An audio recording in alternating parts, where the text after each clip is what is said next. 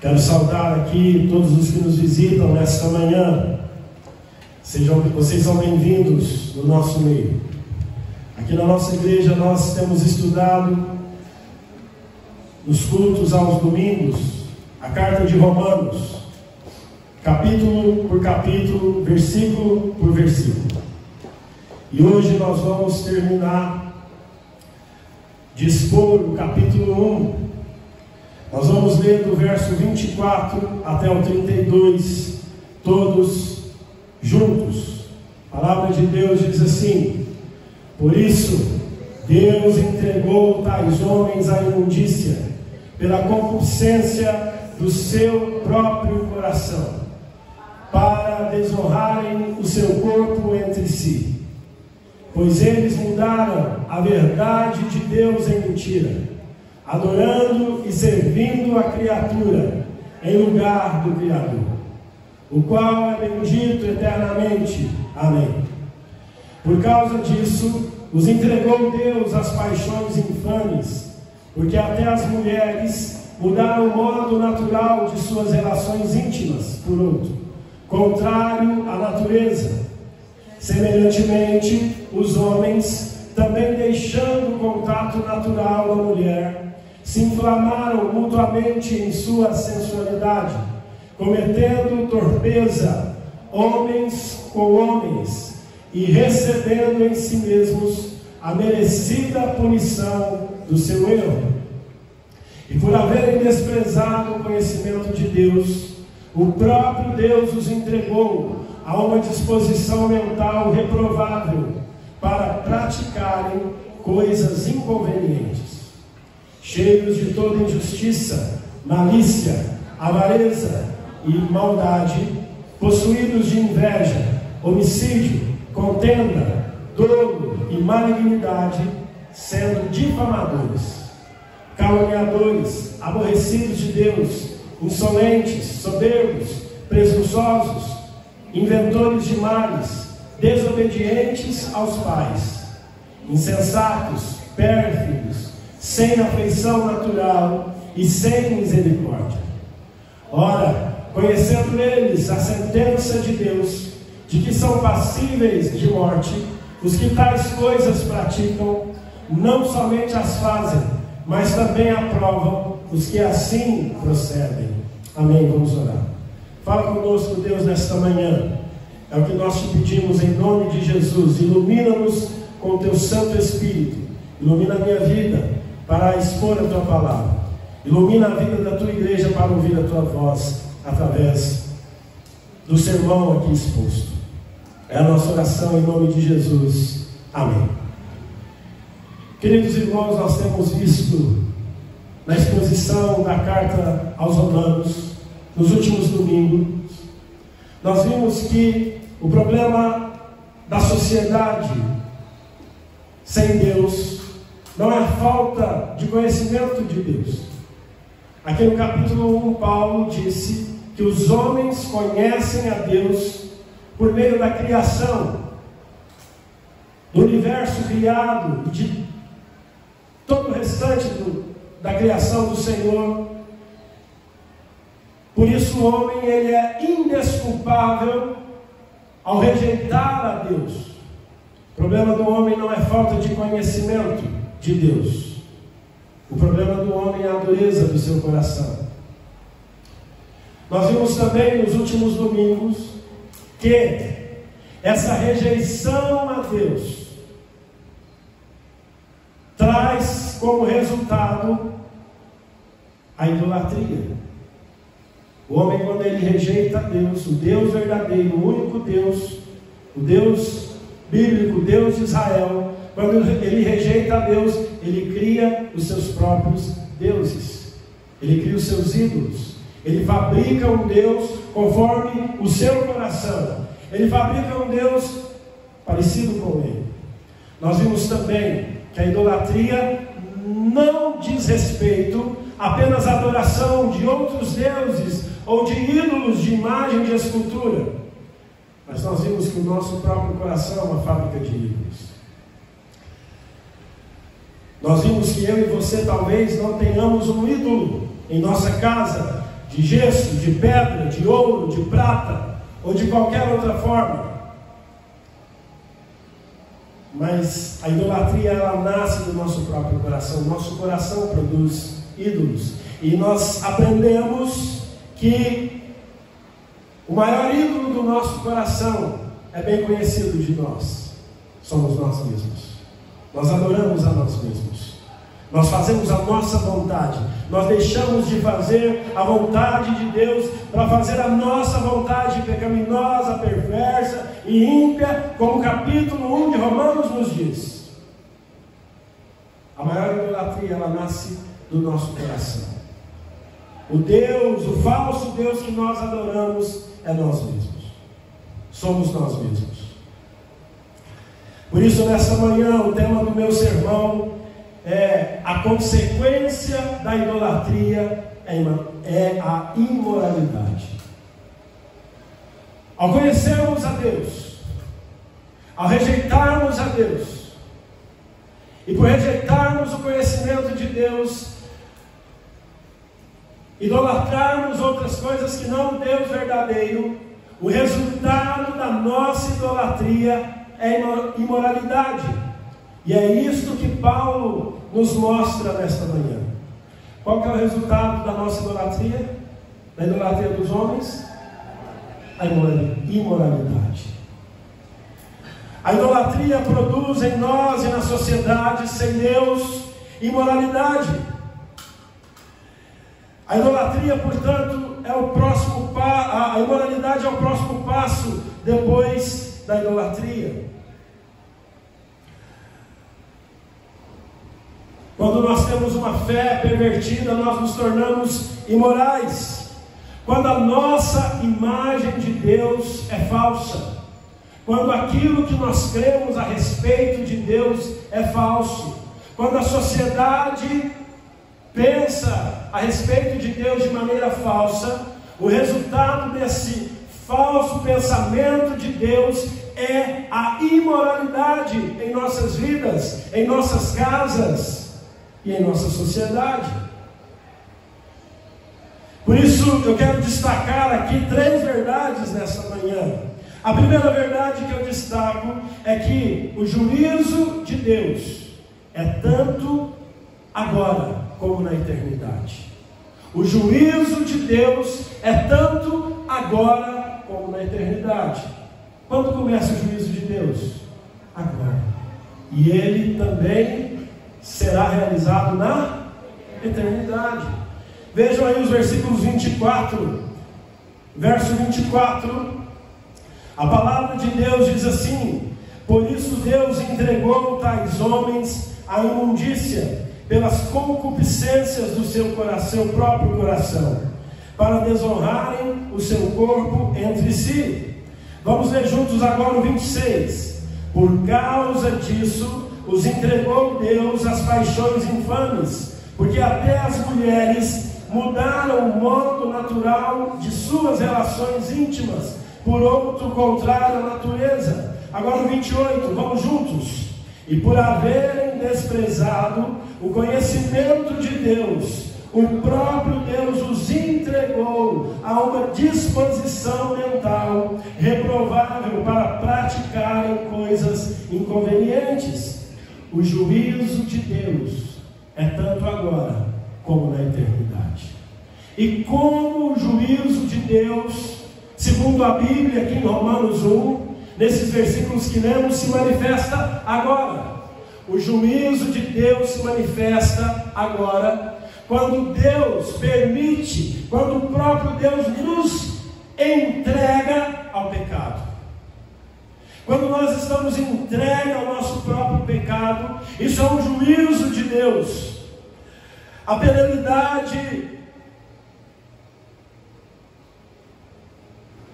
presente, temporal nas nossas vidas, é que o Senhor, Ele nos entrega e permite que o nosso coração seja indiferente ao pecado.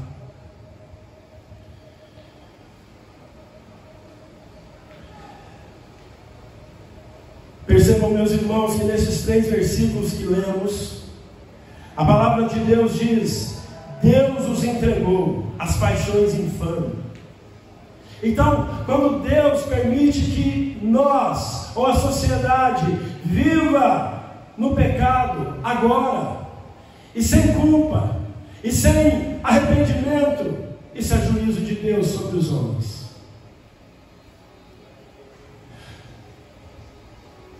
Fazer o que o nosso coração tem desejo não é uma bênção. Fazer o que o nosso coração tem vontade não é liberdade, pelo contrário, é juízo de Deus pelas nossas vidas. É juízo de Deus sobre as nossas vidas. Quando Deus nos entrega, quando Deus entrega um povo, quando Deus entrega uma sociedade às suas paixões, nós estamos debaixo do juízo de Deus. Apocalipse hoje em dia. O juízo presente de Deus é nos entregar as nossas paixões. Abra sua Bíblia em Apocalipse 22:11.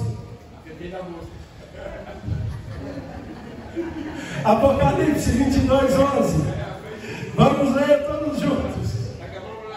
Vamos ler todos juntos Apocalipse 22:11. Está lá na tela. Vamos lá? Continue o injusto fazendo injustiça. Continue o imundo ainda sendo imundo. O justo continue na prática da justiça. E o santo continue a santificar-se.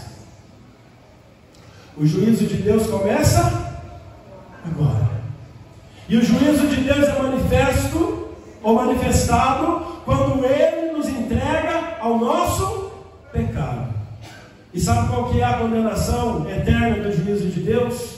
É que nós vamos estar condenados. Põe aí, Carol, por favor. Para sempre aos nossos pecados. Olha o que diz aí no Apocalipse 22:11, que nós acabamos de ler. Olha só, na eternidade, o injusto continuará fazendo o quê?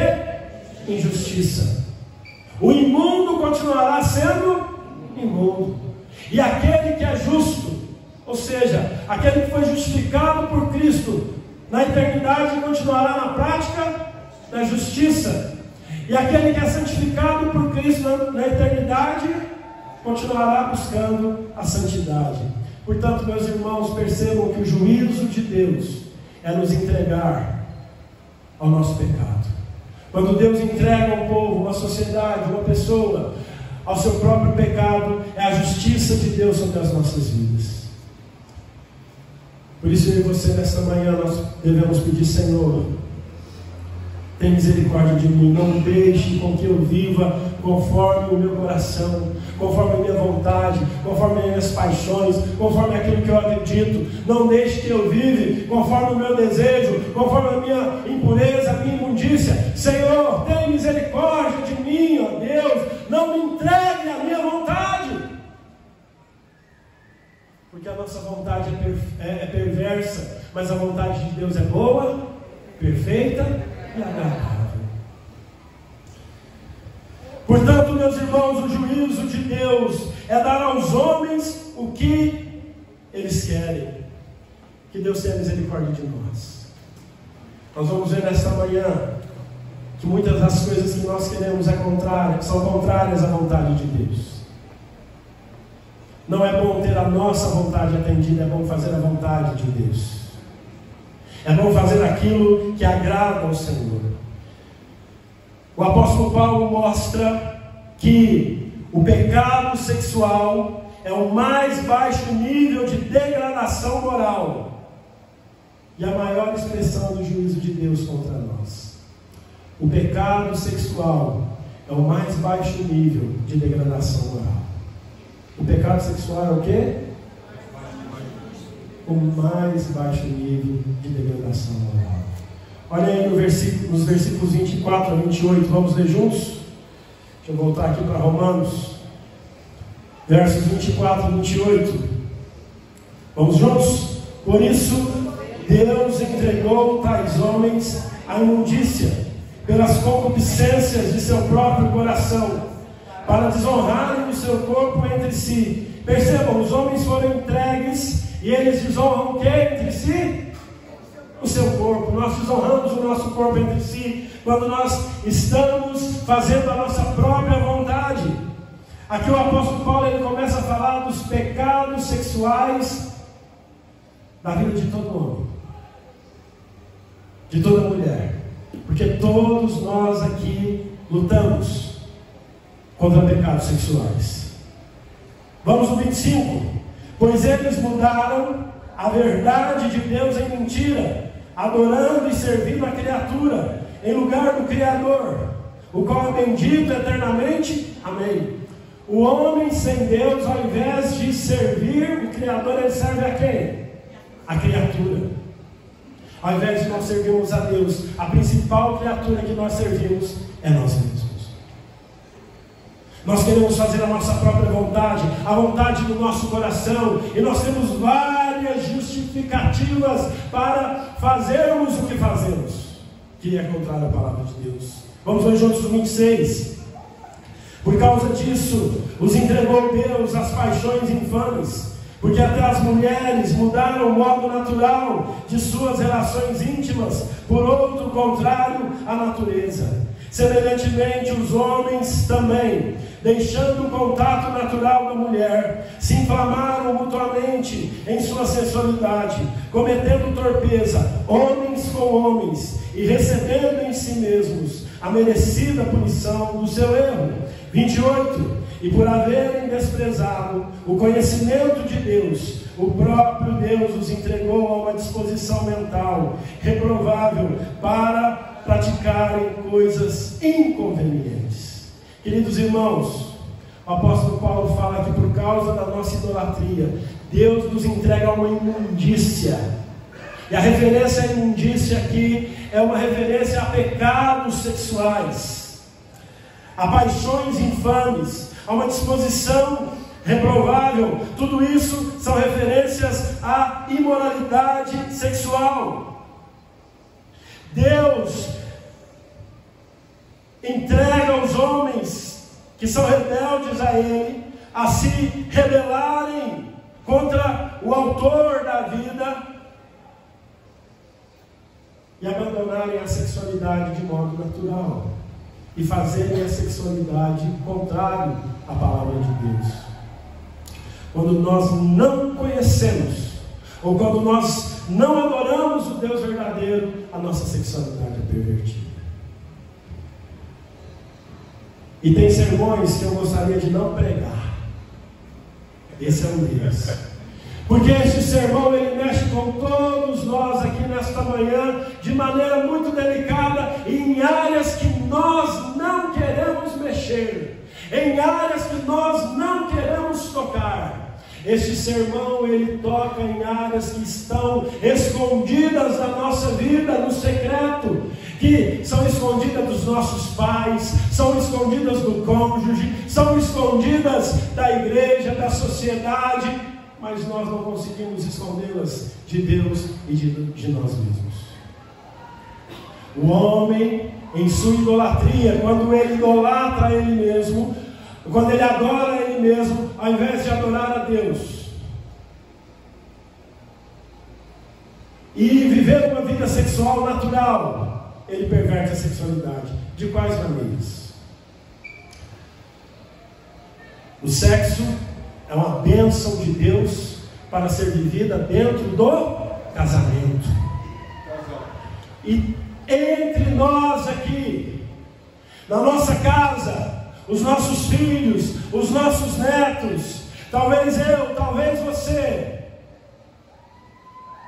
há pessoas que estão vivendo uma sexualidade, uma vida sexual, sem serem casadas.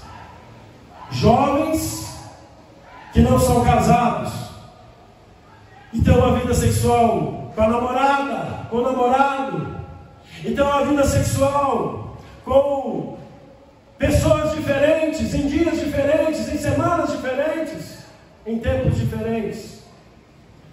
A nossa idolatria faz com que a gente mude aquilo que é natural e perverta o propósito de Deus. O sexo é uma bênção para ser vivida com o seu cônjuge. Mas há entre nós, eu não sei, mas Deus sabe. Mas a igreja, ela não é diferente da sociedade, meus irmãos. O mesmo problema que há lá fora, há aqui dentro. E por isso precisamos ouvir a voz de Deus. Há entre nós, é possível que haja casais em que o cônjuge esteja adulterando, traindo o seu cônjuge. Qual é o padrão natural de Deus? Você casa com um homem, você casa com uma mulher, e você tem que ser fiel àquela mulher, àquele homem, até a morte. E nós, na nossa idolatria, temos adulterado, temos quebrado a promessa que nós fizemos a Deus no altar, temos quebrado a promessa que nós fizemos diante dos homens, de ser fiel até a morte ao nosso cônjuge. Mas se você é um jovem ou um velho, não casado, está fornicando, é dia de nos arrependermos. Se nós somos casados e estamos adulterando, esta manhã tem que ser a manhã do arrependimento. Mas o apóstolo Paulo também fala da imoralidade sexual, quando mulheres deixam o contato natural do sexo e se relacionam com outras mulheres. Quando homens deixam o contato natural, homens com mulheres, e se deitam e se relacionam com outros homens. Isso é pecado. Não importa se você gosta ou não de ouvir isso. Não importa se a sociedade vai gostar ou não de ouvir o meu discurso. Mas é pecado também. Então nós, fornicadores aqui presentes, nós, adúlteros aqui presentes, nós, homossexuais aqui presentes, nós não devemos justificar o nosso pecado. Nós devemos reconhecer a nossa idolatria, se nós temos pecado diante do Senhor. Se a nossa idolatria tem nos levado à imoralidade sexual, seja qual for, seja fornicação, seja o adultério, seja a homossexualidade, ou qualquer outro pecado sexual que eu não citei aqui, esta manhã precisa, em nome de Jesus, no poder do Espírito Santo, ser uma manhã de arrependimento. Quem fornica, abandone a fornicação. Aquele que adultera, abandone o adultério. Aquele que é homossexual, abandone a homossexualidade. E eu sei, por experiência própria, que o pecado sexual não é uma batalha fácil nas nossas vidas. Mas onde abundou o pecado, superabundou o quê? A graça do Senhor. Meu irmão, se você está lutando contra o pecado, se você luta, você cai, você levanta, você cai, você levanta, mas você luta, você sente ódio, você sente tristeza pelo pecado, isso é positivo no seu coração. Porque o problema é quando as pessoas aplaudem o pecado. Vejam aí no versículo 30 de Romanos 1, a palavra de Deus diz assim, versículo 32, na verdade. Vamos ler juntos? Ora, conhecendo eles a sentença de Deus, de que são passíveis de morte os que tais coisas praticam, não somente as fazem, mas também aprovam os que assim procedem. Davi, o rei Davi, ele adulterou. Ele é um adúltero como nós. Eu não sou adúltero, pastor. É adúltero sim. Porque Jesus disse que se você olhar para uma mulher com uma intenção impura no seu coração, você já adulterou. Se você não é adulto, você é mentiroso. Tá bom? Davi adulterou. Davi, como nós, tentou esconder o seu pecado. Ele chama ali o seu servo, o esposo de Batseba. Então ele fala, vai deitar-se com a sua mulher. E Davi, ele se espanta, porque aquele homem era tão leal ao Senhor que ele diz, de maneira nenhuma, meu Senhor, Como eu poderei ir para casa, desfrutar dos prazeres da minha esposa, com o povo de Deus em guerra, com o exército de Deus em guerra? Davi tenta esconder o seu pecado e manda aquele servo para a frente de batalha e ele morre. Davi casa esse combate sério. Fica calado, esconde.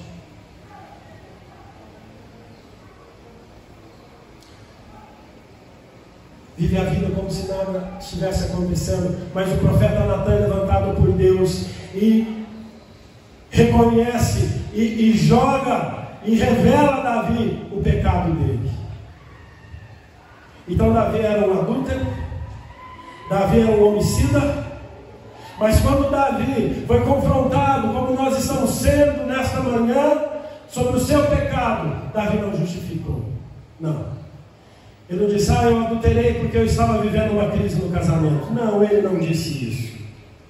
Não, senhores.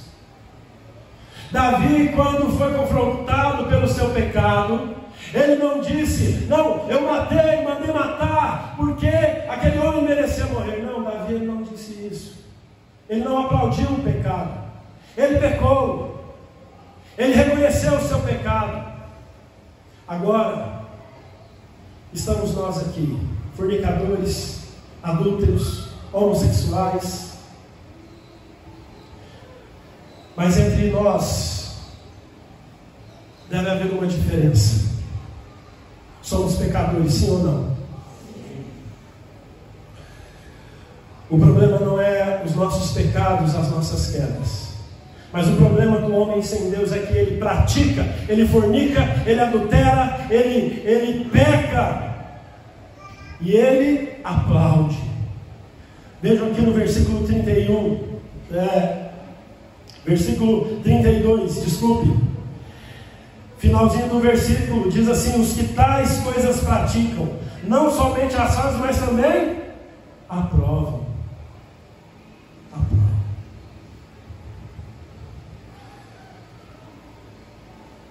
Meus irmãos, eu vou agora para a parte mais importante do nosso sermão, que é a aplicação.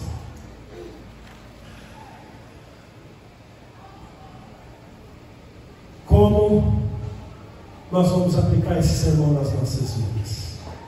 O que esse sermão tem a ver conosco? Em primeiro lugar, eu creio que nós precisamos reconhecer os nossos ídolos. Eu não sei você, mas eu não tenho dúvida que o meu principal ídolo, que precisa ser quebrado, porque às vezes ele é quebrado, mas ele se levanta todos os dias. O meu principal ídolo sou eu mesmo. Eu adoro a mim mesmo. Eu adoro fazer a minha vontade. Se for fazer a minha vontade, eu vou cair no pecado da imoralidade. E não só nesse. Veja que Paulo ele coloca uma lista de 21 pecados aqui. Ele não fala só do sexo.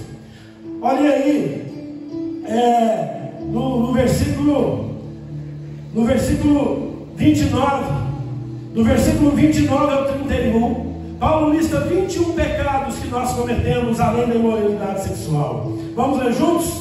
Cheios de toda injustiça, malícia, avareza e maldade, possuídos de inveja, homicídio, contenda, dolo, malignidade, sendo difamadores, caluniadores, aborrecidos de Deus, insolentes, soberbos, presunçosos, inventores de males, desobedientes aos pais, insensatos, pérfidos, sem afeição natural e sem misericórdia.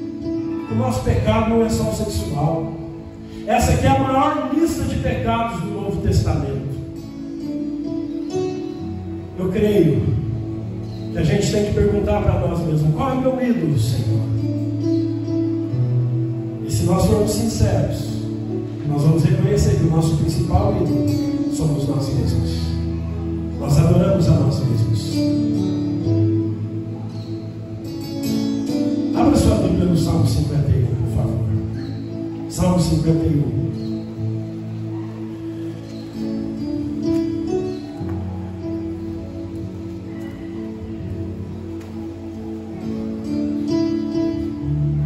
Versículo 4. Queridos, prestem atenção aqui, por favor. O problema não está se você é um adúltero, um fornicador, um homossexual, um filho desobediente aos pais, ou qualquer outro pecado. O nosso maior problema não é sermos pecadores, mas o nosso maior problema é quando nós não reconhecemos o nosso pecado. Aí nós estamos em problema. O nosso problema é quando a gente fala: eu fornico com meu namorado, porque em breve nós vamos nos casar. Eu estou adulterando porque o meu cônjuge não tem me tratado como deveria ser tratado. Meus irmãos, o segredo de um casamento feliz, precisamos aprender isso. Não está no seu cônjuge, não está na mudança dele, mas está na sua mudança. Se nós precisamos de um casamento mudado, eu tenho que mudar. Eu sou homossexual, é mais forte do que eu. Não, nós não podemos dar justificativas. O que Davi fez? Vamos ler juntos? Salmo 51:4. Pequei contra ti somente, e fiz o que é mal perante os teus olhos, de maneira que serás tido por justo no teu falar e puro no teu julgar. Eu peco, você peca, nós pecamos. E o problema está em tentarmos justificar o nosso pecado. A solução para nós nessa manhã é dizermos: Senhor, eu tenho pecado contra o Senhor. Abra sua Bíblia agora em Lucas 5:31. Lucas capítulo 5:31. A solução para o nosso pecado não é justificarmos o nosso pecado, não é aceitarmos o pecado, não é batermos palma para o pecado. Não, senhores. Mas a solução para o nosso pecado é Jesus Cristo. Lucas capítulo 5. Vamos ler lá juntos? 31 e 32. Respondeu-lhe Jesus: os sãos? E sim? Você que é adúltero, você que fornica, se nós somos homossexuais, e nós praticamos os 21 pecados da lista de Paulo, nós estamos doentes, nós estamos enfermos. Jesus não veio para os sãos, mas para os doentes. Igreja é lugar de doente. Igreja é lugar de gente doente onde Jesus cura. Vamos ler o 32. Não vim chamar justos, e sim pecadores ao arrependimento. Irmãos, nós não somos justos. Não somos. É o que eu falei no começo do sermão. A igreja não é diferente da sociedade lá fora. Os mesmos problemas que há lá, há cá. Mas há uma diferença na igreja: Jesus Cristo. É Ele quem nos cura, é Ele quem nos salva. E não há impossíveis para Deus, qualquer que seja a nossa luta contra o pecado. Eu disse que esse sermão não é um sermão fácil de pregar. Talvez não seja um sermão fácil de ouvir, talvez não seja um sermão fácil de aceitar, mas é a verdade de Deus para as nossas vidas. Hoje é dia de nós nos arrependermos a Jesus Cristo como nosso único e suficiente Salvador. Jesus perdoa. Jesus perdoa o adúltero. Jesus perdoa o imoral. Jesus perdoa o pecador. Eu quero convidar você a ficar de